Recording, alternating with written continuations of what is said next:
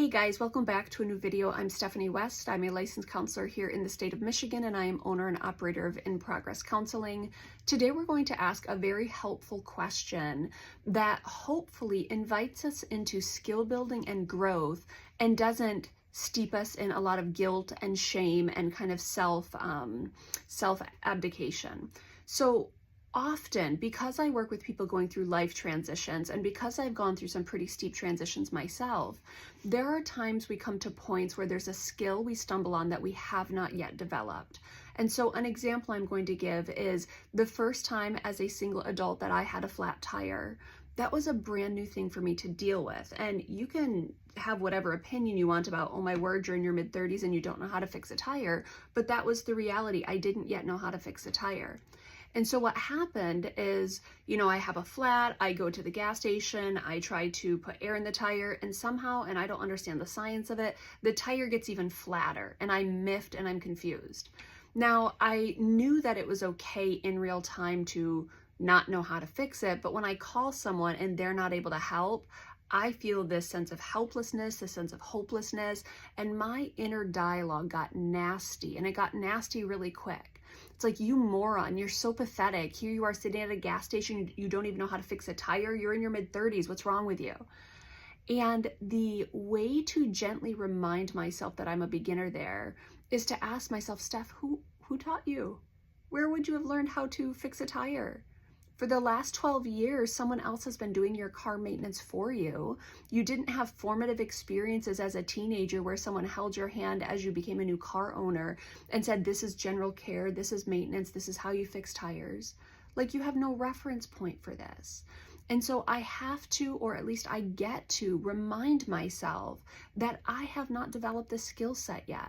That is not a flaw, that is a reality. And sitting there with some sort of self-referendum on, you're so pathetic, you're such a weirdo, I can't believe you're in your mid-30s and you can't do this. It's like, real talk, that doesn't propel me towards anything. In fact, that shuts me down pretty quickly. And so asking myself that question, Steph, where would you have learned this? And are you allowed to start now?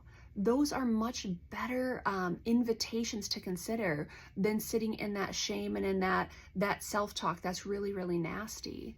Now, I operate often with people going through life transitions, specifically young adults who are building maybe their own autonomous life for the first time, and also people going through some sort of life rupture or loss that leads to some sort of new formation of an identity. Those are the places I most hang out. And the amount of shame and the amount of guilt people feel around not having life skills developed that they've never had to develop before, it can be so overwhelming, the shame that comes with that. And so we have to go back into their story and say, well, why don't you know this yet? Where would you have learned it? Who would have taught you? Steph, you didn't do car maintenance before. Why are you a pathetic loser? Why don't you actually just learn this new skill set? Ask for help. Go hire it done if you want to. Those are not flaws. Those are realities.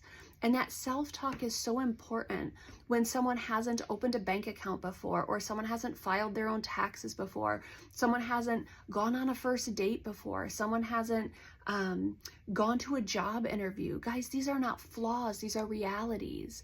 And it's like, okay, is it okay that I'm a beginner, which we've asked that before?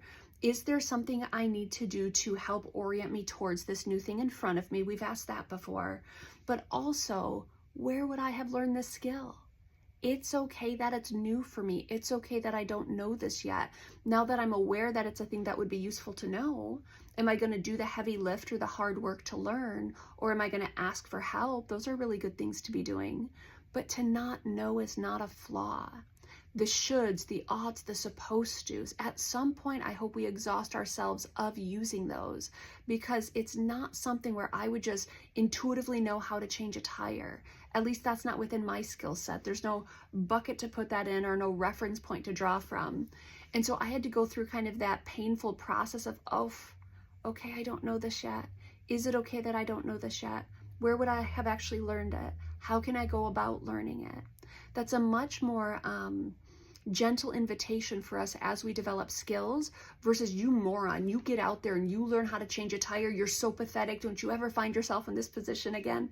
I'm telling you, that's the inner dialogue. And I've had to work hard on that inner dialogue. And one of the ways I can disrupt those shoulds and the supposed tos and the oughts and why don't you know this, you moron, is by saying, Steph, where would you have learned that? And now that you understand you don't understand that yet, what do you want to do about that?